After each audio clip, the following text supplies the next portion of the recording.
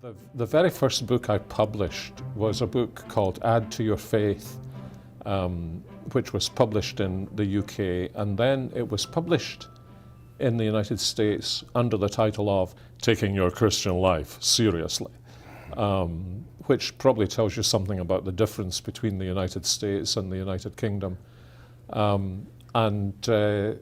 It wasn't particularly well written. It was the first book I wrote.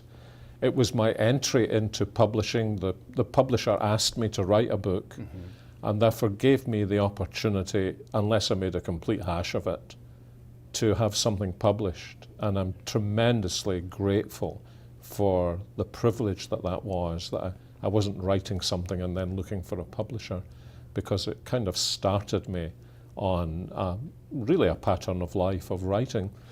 And the editor of The Banner of Truth, Jonathan Watson, he's been on at me for years and years and years just to republish it. And I kept saying to him, I can't let it go out again the way it was. I need to look at it again. Yeah.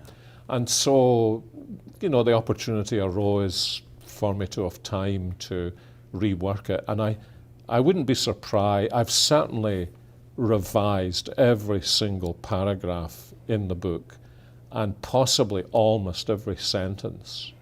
But essentially the message is the same as it was in 1980, I think it may have been when it first came out. Yeah. And it's really a book about the basics of living the Christian life and growing up as a Christian. And as we hunted around for a title, chose the title maturity, partly because it's a word you don't actually hear. I don't hear it so often now among Christian people. There are other words I hear, and yet it is a very important biblical word, and it's a very important biblical concept that once we are born again, we are just at the beginning of the Christian life, and we need to grow up and we need to keep going on.